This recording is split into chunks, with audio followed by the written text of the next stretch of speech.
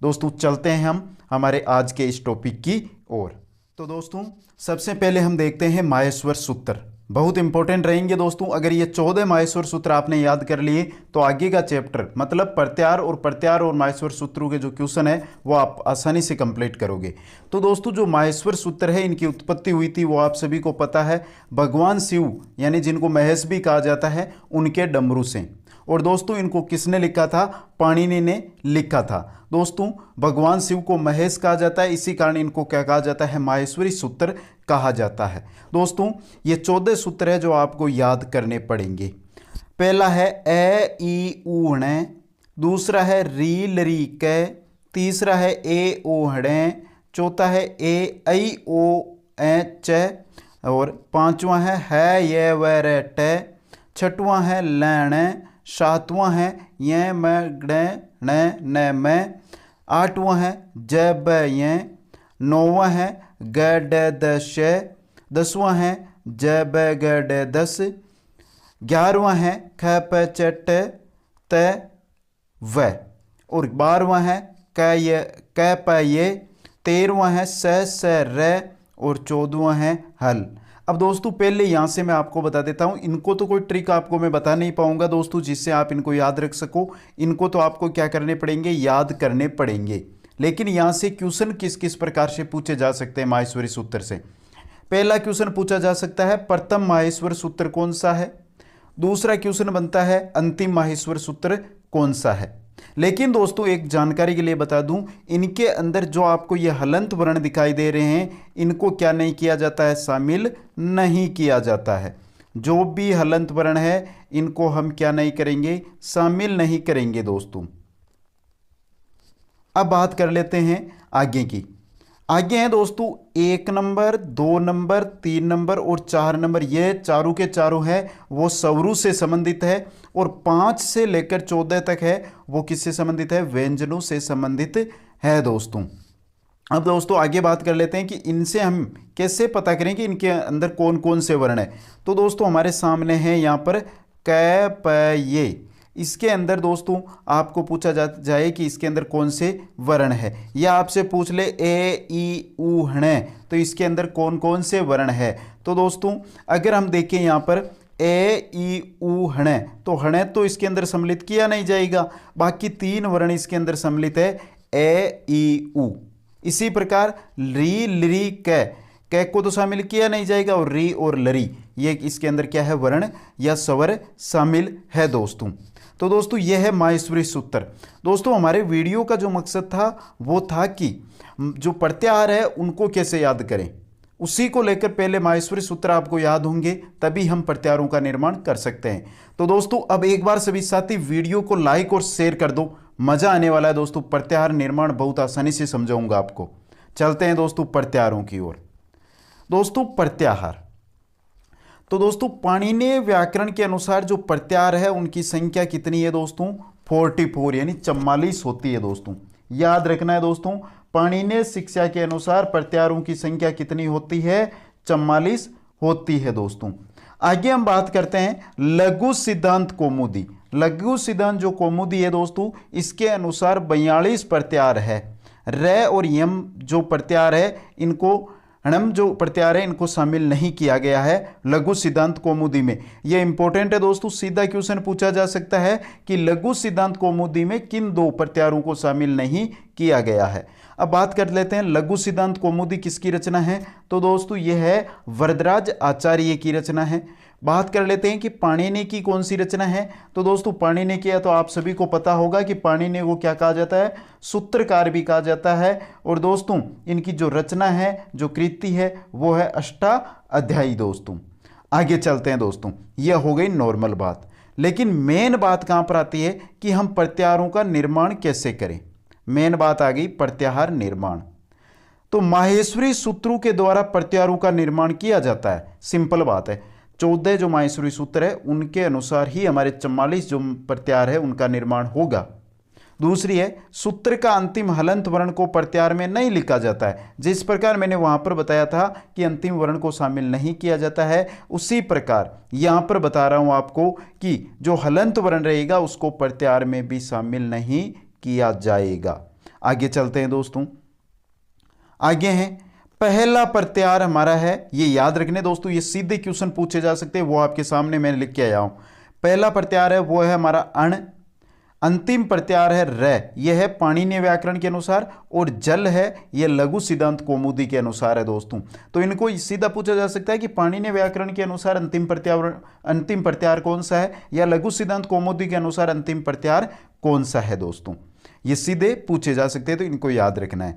अब दोस्तों प्रत्यारों का निर्माण कैसे करें, 44 प्रत्यार है, याद रखना मतलब संपूर्ण संस्कृत को याद रखने के बराबर होगा। इसलिए दोस्तों अगर 14 आपको माहेश्वरी सूत्र है वो याद आपने कर लिए तो 44 प्रत्यार आप उनसे आसानी से याद कर सकते हो। चलते हैं दोस्तों यहां पर हम ले रहे हैं अण प्रत्यार।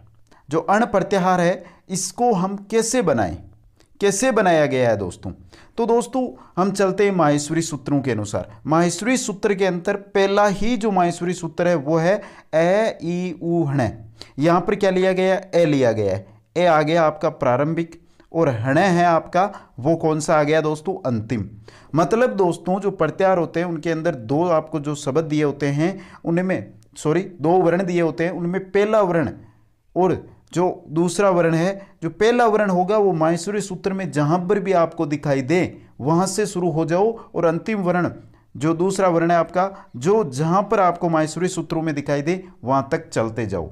इसका मतलब अण, अण का मतलब ए ई उ हण, ये आपका कौन सा है, माहेश्वरी सूत्र है। इसके अनुसार हम जो हण है इसको तो शामिल करेंगे नहीं, तो बाकी कौन से बच्चे, ए ई और उ, ये हो गया हमारा अण प्रत्यार। अण प्रत्यार में ए ई उ को शामिल किया जाता है। दोस्तों आपको भी समझ में नहीं आया तो आगे देखते हैं दोस्तों। नेक्स्ट मैंने लिया है उक प्रत्यार। दोस्तों उक प्रत्यार है, उक के अंदर यहां आप क्या से शुरू करोगे, उ से शुरू करोगे और कै तक चलोगे, कै तक चलोगे। तो दोस्तों बात करते हैं हम उक प्रत्यार की। उक प्रत्यार ए उससे शुरू कर रहे हैं तो उ किस में आता है, ए ई उ हण, जो हमारा माहेश्वरी सूत्र है इसके अंतर्गत आपको यहां पर दिखाई दे रहा है। कै कहां पर आता है, कै दूसरा हमारा जो माहेश्वरी सूत्र है री लरी कै, इसके अंतर्गत आता है। ये पहला माहेश्वरी सूत्र है, ये दूसरा माहेश्वरी सूत्र है दोस्तों। तो दोस्तों यहां पर क्या आपको यहां पर दिखाई देता है। अब आपको यहां से शुरू करना है। पहला क्या आ गया आपका, उ आ गया, हणे को क्या नहीं करेंगे हम, हलंत है तो शामिल नहीं करेंगे। दूसरा हमारे क्या आ गया, री आ गया। तीसरा हमारा क्या आ गया, लरी आ गया। तो उक जो प्रत्यार है उसके अंदर 3 वर्ण शामिल है, उ री लरी दोस्तों। अब आगे दोस्तों मैं आपको एक एग्जाम्पल और समझा देता हूं मेरी तरफ से लिख के दोस्तों। नेक्स्ट एग्जाम्पल लेते हैं दोस्तों, वो मैं ले लेता हूं दोस्तों आपके, कौन सा ले लेता हूं, इच प्रत्याहार। इच प्रत्याहार ये हम खुद निकालेंगे दोस्तों, इसको किस प्रकार निकाल सकते हैं। तो दोस्तों एक बार आप याद करो कि ई है वो कौन से प्रत्यार के अंतर्गत आता है, ई किस माहेश्वरी सूत्र में आता है, ए ई उ हण, इसके अंतर्गत आता है दोस्तों, ई तो आ गया। अब बात करते हैं च की, तो च किसके अंतर्गत आता है, ये हमारा कौन सा है, पहला जो माहेश्वरी सूत्र है, और जो च आएगा हमारे चौथे माहेश्वरी सूत्र में आएगा दोस्तों। कौन से में आएगा, चौथे माहेश्वरी सूत्र में। और चौथा कौन सा है हमारा, आई औ च, ये आ गया आपका च दोस्तों। अब दोस्तों इससे आपको शुरू होना है और च तक चलना है, लेकिन बीच के जो 2 गायब है दोस्तों वो भी आपको लिखने पड़ेंगे। कैसे दोस्तों, तो मैं बताता हूं। ये पहला हो गया, ये चौथा हो गया। दूसरा कौन सा है दोस्तों, दूसरा है आपका री लरी कै। तीसरा कौन सा है आपका, ए ओ अड़, ये हो गया तीसरा, ये हो गया चौथा, ये दूसरा हो गया, ये तीसरा हो गया, और ये आपका हो गया चौथा।